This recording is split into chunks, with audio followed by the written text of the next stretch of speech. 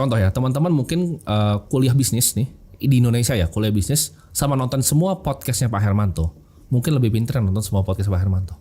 Pandangan dari Timothy mengenai pendidikan gimana? Ya. Perlu nggak seseorang untuk kuliah sampai S1, S2 dan Menurut saya apalagi di era AI ya Pak ya, sekarang tuh bisa banget belajar lewat internet.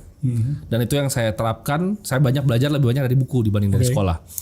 Ini mungkin nggak bisa dipukul rata sama semua orang karena semua orang punya passion dan kemampuan dan hobi yang berbeda-beda. Tapi ketika saya misalnya SMA nih IPS misalnya, saya belajar akuntansi dasar Pak.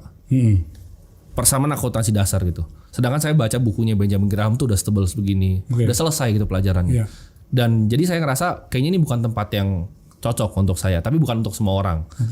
That's why saya juga punya ini kan, saya punya ada 6 sekolah. Sekarang saya udah bangun 6 sekolah, tapi total sekolah 1000 murid, SD ya, SD, macam-macam. TK.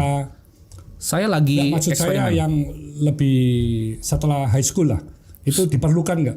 Sekarang menurut saya udah enggak. Contoh ya, teman-teman mungkin kuliah bisnis nih di Indonesia ya, kuliah bisnis sama nonton semua podcastnya Pak Hermanto, mungkin lebih pintar nonton semua podcast Pak Hermanto.